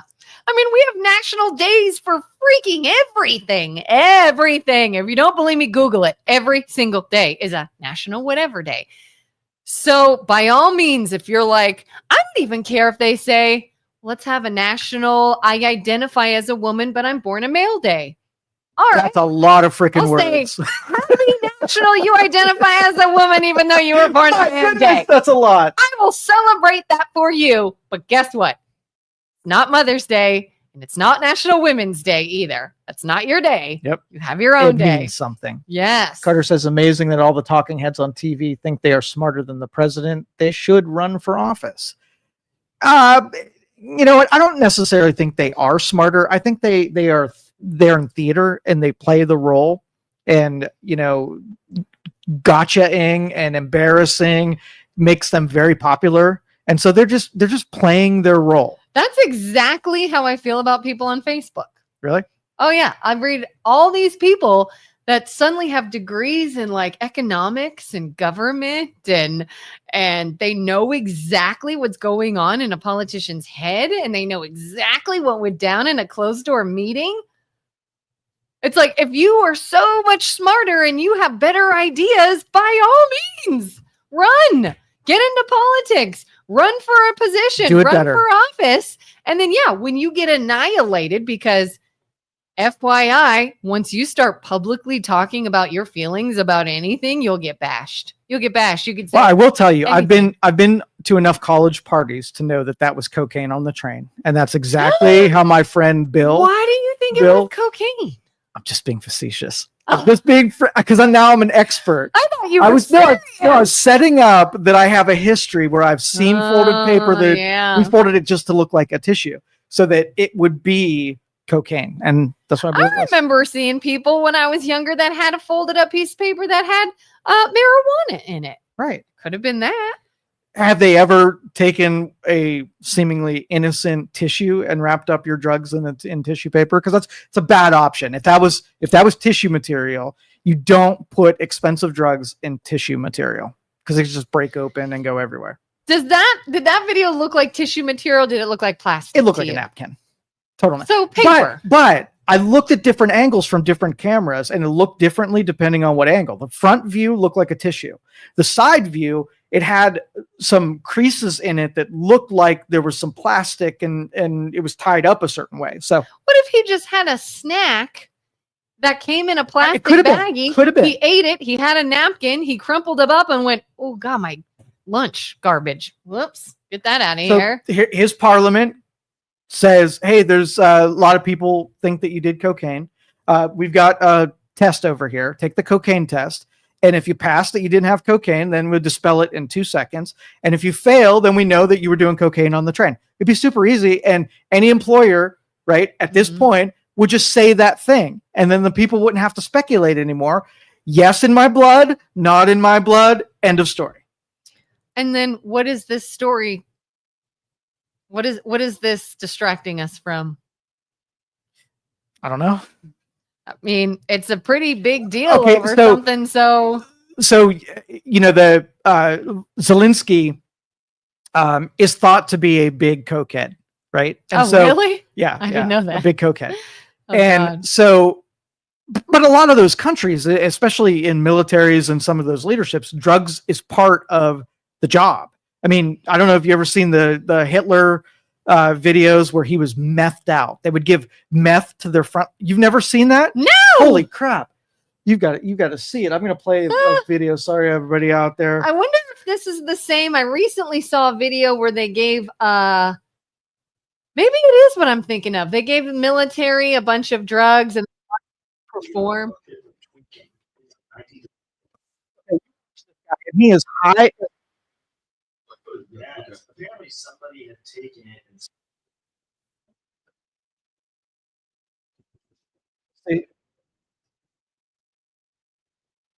look at him rocking. He is tweaked out. Are we sure he's not just amped about something? But it's been proven that in military that they would give these drugs to the front linesmen because they could work with superhuman energy and they would just go gangbuster. So coking them up or mething them up. If you got to be up late at night. Yeah. So that is not out of the realm of possibility. But anyway, the whole drug stuff when it comes to people in military, they can get away with it. Nobody's going to give them the drug test and whatever. Why wouldn't you? It's available. I mean, look at Hunter Biden, I mean, I get it, especially if you got a lot riding on you and you're running on lack of sleep and you got to be focused in a time that you typically wouldn't be. I'm not saying it's okay and we should all do this, but I'm just saying I wouldn't be surprised. I mean, without trying it out and see if the show is better or worse on cocaine. I mean, science would dictate that we at least try it. I mean, I've never tried it before. What do I know? Okay, we can. Have you tried it? No, cocaine. Allegedly. But I don't want the exploding heart portion of it. So it's kind of a dangerous thing to. I don't want the possibly getting mixed with fentanyl either. Yeah, that's bad. Gosh, that's Jeff says Trump gets things done. Biden hid for 4 years. I mean, can we just admit that Biden was just a placeholder for Obama? I mean, can we just say that he didn't really have to do much. He had people in there that would make all of the decisions. He checked out for 2.5 years after he had, capacity issues and competency issues where it kind of just rolled into what the bureaucracy wanted it to do. Yeah. He didn't really have a president. So Biden was a placeholder. It really was. It was kind of the safe option. I mean, people that hated Biden seem to really hate Biden, but it was just, like I said, I think had we had Kamala won or Biden won again or whoever, it just would have been more of the same. And Trump, even if you don't like what he does, it's at least not more of the same. Yep. And you might not like that, but it's interesting. Things are changing. I think it could be beneficial. I looked at a scorecard on Trump this weekend, and of the 7 vices preached by theology, he's added 6 of those vices, publicly knowledge about him. So he could never be Pope. I wanted to bring this up last week, where the picture of the Pope. But if he's committed sins against 6 of the 7 vices, that is not a good scorecard for virtue. What are the vices? Sloth is the only one that he has. He's not a lazy person. So you got greed, gluttony, lust, greed, gluttony, lust, pride. Oh yeah. Are we sure? I'm thinking of the movie Seven with Have you ever seen that Oh, with Brad it's one Pitt, of my Morgan favorites, Freeman? yeah. Oh, such a good movie. Greed, gluttony, lust, pride, sloth, Wrath. wrath, and What's the other one? come on, guys, help us out here. Greed, gluttony, lust, pride, sloth, wrath. What? Envy. Envy. Thank you, BJ. 6 out of 7. We just named it.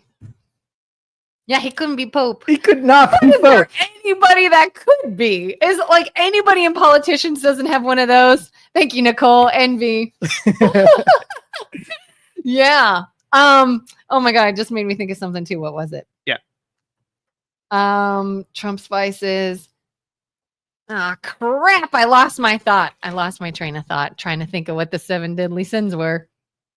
I moved us on from the last topic to tell you that the scorecard was bad. So I remember scorecard. Yeah. Did you see the video online? I think it's Chuck Schumer, and he's giving a speech, and he says, there is a poll that says Trump has the lowest approval in his first 100 days of anybody ever. Anybody ever since the polling has begun, he has the lowest. And then a reporter says, what do you say about the poll that shows that you personally are down whatever percent and your approval is blah, blah, blah. And he goes, look, polls come and go, okay? That's exactly what he That's said. good. And then he's That's like, good. but blah, blah, blah. The point is, and we're just like, oh, that's funny. Mm-hmm. That's funny. And that's another thing I've been looking a lot into too, is this idea of like studies and how studies can be biased and science can be biased. And you can find something that says, well, look, this whatever is down 15%. Okay, from this point, but do you know from there it was up and then came down 15%? So it's still higher than when it was on this point. You know, like there's so many different things. So how do you know? How do you know that you have good information? How do you know, I just heard recently we talk about everybody's all up in arms that RFK is supposedly changing. He's going to change the way people look at vaccines, and he's going to take drugs away from people. He's going to blah, blah, blah. When to me, all he's saying is we just want quality data. I'm not saying get rid of anything or not until we have the data. And then you say, well, there is data. I trust science. But then like Jillian Michaels, for example, shows, okay, here's where they tested a vaccine for, I don't know, hepatitis, whatever the heck it was, on 5 people. 5 people they watched for 3 days, something like that. They're good. Pass it. Now you're good to go. Now, I want to see if you know this, because I asked this question and I got really hostile responses from this, but I really want to know. Okay. So the push for vaccines to have placebo testing. Okay. Placebo is basically that they give a blank to a certain part of the audience. And so are you giving exposure to someone who has not been vaccinated, knowing that they're going to get a disease, get an infection when they haven't been given the antidote or remedy to that disease? Can you really even do that? I don't know. So you're saying, hey, we have this it could be COVID, it could be whatever. We have a new strain of a serious disease, and we're exposing all of you. All of you to it. And half of you, you're going to get the actual vaccine. Half of you are getting nothing. Have a sugar pill. How is that you can't morally give someone a death sentence? The people must have signed off. You don't know. They know that the morally, study you kill off half your sample group for the sake of science. God, I know. I don't know how do they do that? How do they do a placebo control group when the things that you're vaccinated against are really bad things? Do they maybe use animals for the deadly ones and then people for the non-deadly ones? I don't know. That's kind of immoral too. I don't know. And then it's so fascinating too. I've been listening a lot about the brain's power to affect the body when you truly believe something. Right. There have been studies where people did just as well as somebody who took a drug when they did not take a drug. They did just as well. Their body reacted, their immune system kicked in, and they fought it the same way because they thought they took the drug. Well, your body is a chemistry set, and your body can produce things that need to counter some kind of disease. So you can be talked into that chemistry set, whipping up something to protect you from. Yeah. We shouldn't be as dependent on pharmaceuticals to do that, vaccines to do that. Our bodies should be able to counter that, on its own. So I can see where the placebo would just whip that into a frenzy. Yeah. If you believe that you've got the vaccine, I your mean, body's there's like, data. A lot of people have changed their body because they believed they were being medicated and they weren't. Like how many times do you hear about, I heard about a surgery. Somebody needed a surgery, I think. And what they did is they put them under anesthesia. They gave them just enough of a cut on their leg. It was like a knee or something, I think. Sewed them back up, didn't do a thing. All right, so surgery was a success. Give yourself a couple weeks, rest it, whatever. You'll be good to go. And they were better, having never had the surgery. Mhm. But they believe they did. Here's another cool thing I just recently watched. I feel like I'm bouncing all around. And again, we're under a planned power outage today. So if we suddenly get cut off, it's not the government, it's the power outage. Lucid dreaming. Have you ever had a lucid dream? Oh, yeah. So I've had a dream where, lucid dreaming is you are aware you are dreaming. I've had a dream where I was aware, oh my gosh, I think I'm in a dream right now. Well, there's been studies of people that could lucid dream and communicate to the awake people while they are still asleep. They are 100% asleep. They are paralyzed. They have brain activity of someone who is in a dream state. They are going through REM. They are in no way coherent or awake. But before they went into the dream, they said, we're watching your rapid eye movement. And when you are dreaming, I want you to lift your right arm. And when you do that, give us 4 flicks of your eyes to the right. Then I want you to lift your left arm for us and flick your eyes 4 times to the left. Communicate to us that you are aware.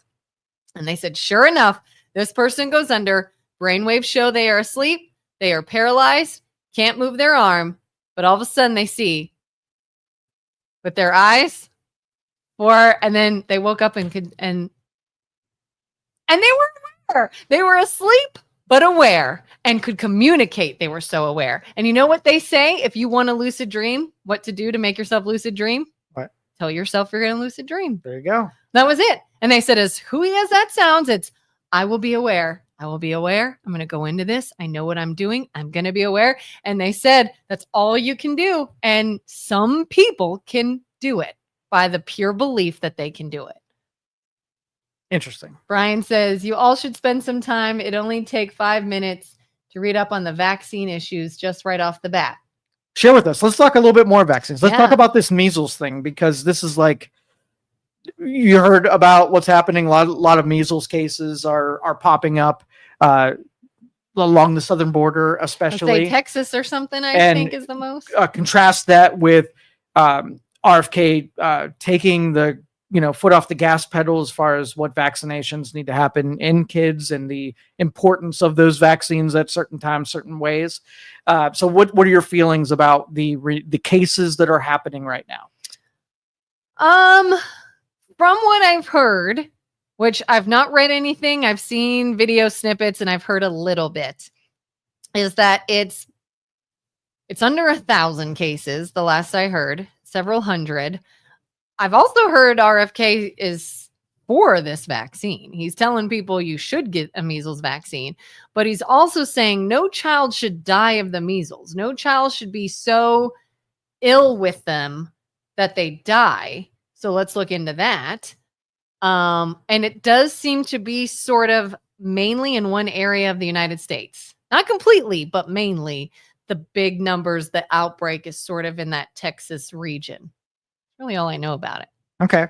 And I think, and I'm with you. I don't think that the vaccine itself is what we're pushing against. I think it's the additives to the vaccines that are causing the problems. Yeah. So if you create a vaccine and you put, aluminums, things that have to react with what you're putting in the body, but you have the, bad things that happen. So let's just say you give a measles vaccine to every single person and you count up the number of people that die because of the additives, the things that you put in the vaccine. And you take the number of people who get the infections and how many people die from the infection. So if you gave people a measles vaccine and 100,000 of them have complications, and if you don't do the vaccine, then 1,000 of them, have complications and or die. Mhm. Well, then you got to consider like the vaccine is worse than, the output or not having the vaccine at all. Yeah. So that's one element of it. But I truly think that the things we're putting in these vaccines are doing a lot of harm. Especially like the aluminums that I've heard a lot of people who study this have said that that's, it's necessary for the stability of the vaccine, but really has repercussions. So if we can figure out a way to make safer vaccines, which is, I think that's what RFK is pushing for at all. But the part that we're not talking about is you just introduced millions of people from countries that do not have vaccine standards into the United States. So if you didn't think that we were going to have an elevated amount of something that we are not used to seeing, you're crazy. Yeah. But they can pin it to make it look like someone else's fault because they were talking about it. Right. And this is what drives me insane is like, we didn't suddenly have an outbreak because RFK Jr. was in the news. Like we didn't suddenly just like bring all these diseases back in the first several months of somebody questioning them. Like what else is going on? And it's like instead of finding exactly what's going on, they just want to blame someone because it's a political move. Well, if you have two things, RFK has been talking about this vaccine thing and has been in power to do something about it for 4 months, right? And so him talking about it must have made vaccine or measles a spike, right? It's not even logically accurate. Yeah. But if you introduce 40 million people from a country countries that are poor, that has a more logical connection to why you see an increase in measles than the other thing. Yeah. And the proof could even be, look at the geographical area. Like if it were RFK has brainwashed all these people in the States to stop vaccinating their kids, would it not be a wider region? Why is it so much in one region? And same thing with air traffic controllers, right? So we have plane crashes that are happening. And people who don't like that we're cutting government programs know that we're cutting funding in departments that are connected with the FAA and regulations. And so every crash has to immediately be tagged on the cuts. So I require a little bit more from a science standpoint. I mean, you can use that as an origin of a curiosity, but you got to draw more lines. So if you were like, they cut this and this is directly connected to that result. So let's just say they cut air traffic controllers.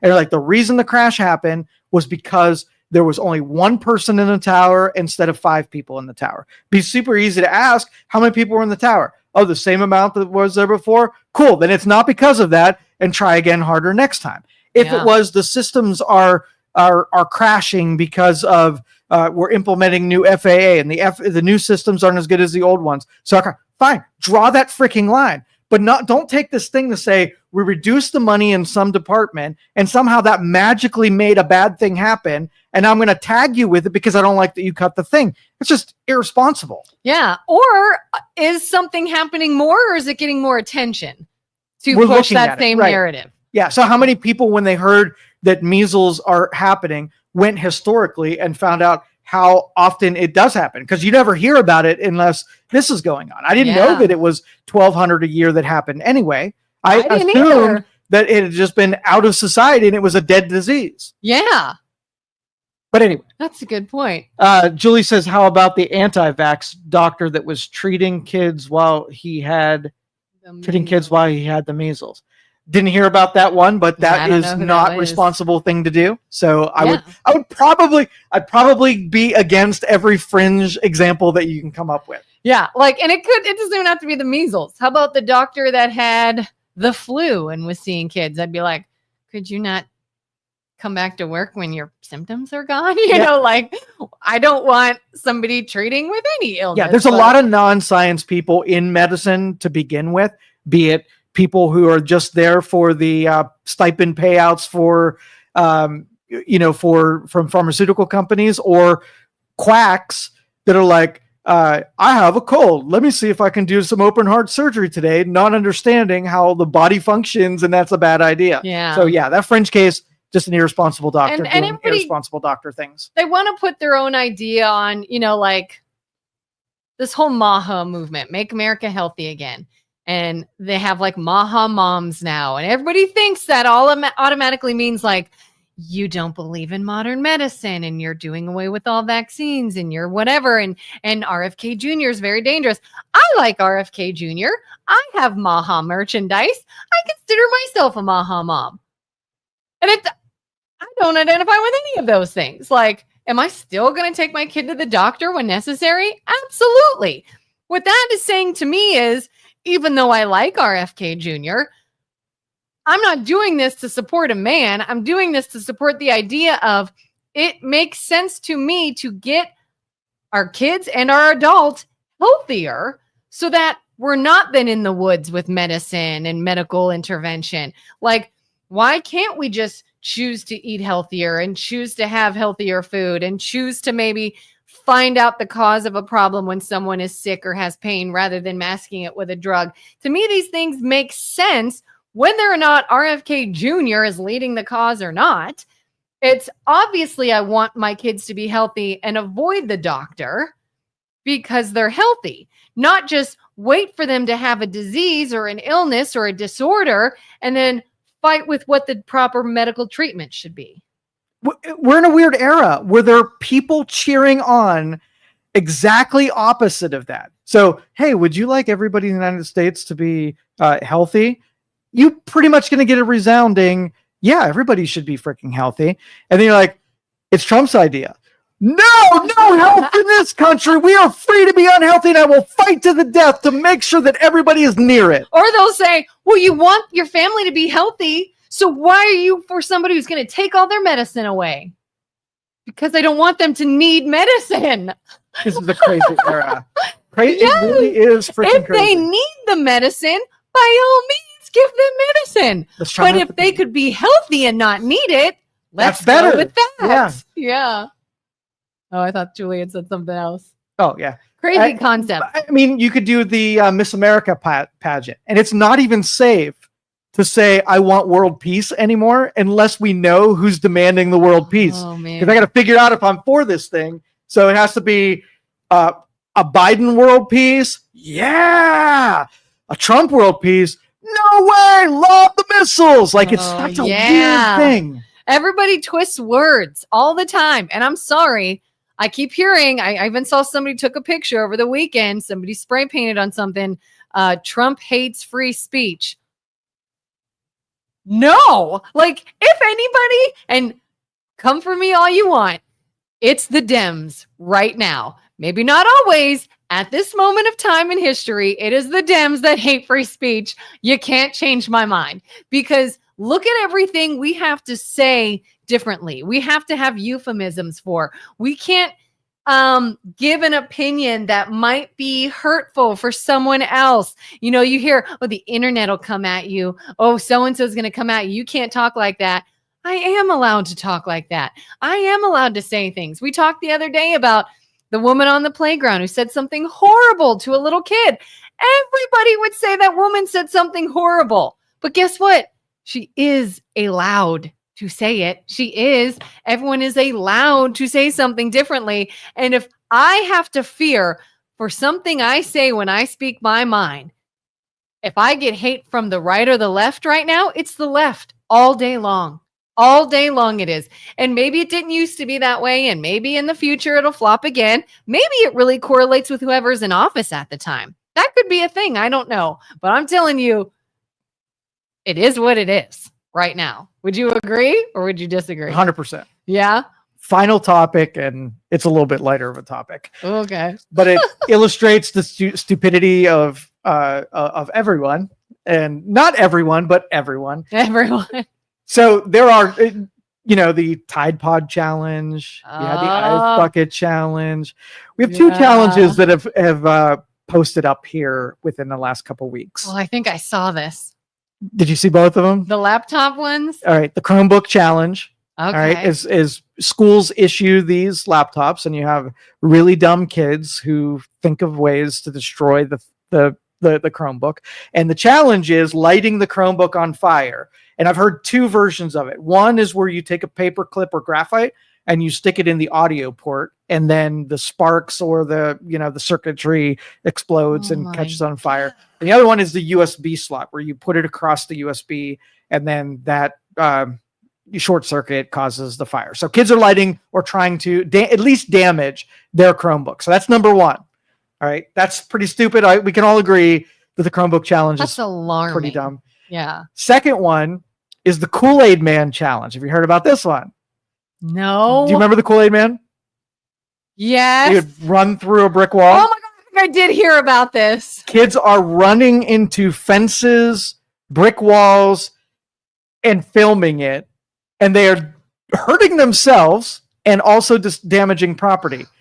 So would you think prior to this conversation that kids would be so stupid that they would, like in Harry Potter, the door you run into the brick pillar and you 9 3/4 platform. Yeah, you're in Hogwarts when you do that. Kids are actually doing this, and I don't know what they're thinking. Maybe they're just too stupid.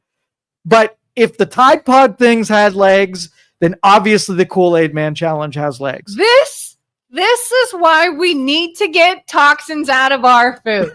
This is why we need aluminum, this is fluoride, plastics, dyes, lead. Look, like this is why we have to keep our kids healthy and safe, because if not, their brains rot to the point of, let me try to start a fire and let me ram my face into a brick wall. That's how dumb we are. That's why we need to do this. And quickly, to Julie's point, that's crazy, Kelin. Trump is retaliating against anybody that disagrees with him. When I say the hate and the pushback is from the Dems, I'm not talking about people in office. I'm talking about everyday people. Yeah. I'm talking about the supporters of.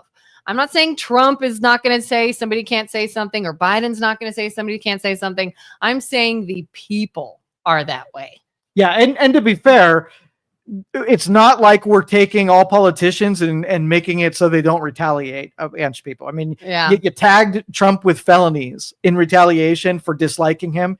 Letitia James thing is my absolute favorite, right? What's that? Because this lady went after Trump for his the way that he got a couple of his loans to get a better interest rate, and the Department of Justice just served her a grand jury request. She did the exact same thing, where she fraudulently applied for property loans to get a better interest rates. So if that doesn't complete the circuit of how crazy things are, right? Because she was so, like, if you knew you were doing that stuff too, wouldn't you feel a little bit inside like, I'm being, better not shine a light on this, being a little disingenuous, where I'm outraged by something that the other guy's doing when secretly I'm home doing the same thing. Yeah. So if that doesn't illustrate that Trump is retaliating for sure, because they're all retaliating against the other side. It is the default. That's why Carter says, don't blame Trump one bit after they did that to him, including trying to kill him twice. This is just the game that's being played. And I did warnings when it started happening that you don't want to play this game, because this will just escalate to a level that, strategy on politics should be that I have better ideas than you are, and the voters vote for me because of it. If strategy is destroying the other person or putting the other person in jail or taking the other person's life, that is not a game that you want to be a participant in. Mm-mm. And that's why I keep saying, like, when we come back to ideas and who has the best ideas and who has the best this and that, like, the reason the Dems were hurting this past election is because they were all emotion. There's no other strategy there. The idea wasn't better. The plan wasn't better. How they're going to get things done wasn't better. So they just said, well, you're a bad person if you don't want to vote for us. Part of the strategy. And everybody went, screw you. If that's all you got, I'm going to go with this person. He might be risky. He might shake things up. Maybe he might be morally questionable. I don't know. But I think the other side is too. So what else you got? Yeah. Anyway, we'll end it there. We survived. We didn't get power outage in the middle of our show. So, all right. Take care, guys. We'll see you tomorrow. MLO Bros will be on 9:00. Have a great one. Thank you for listening to this show on Youngstown Studio.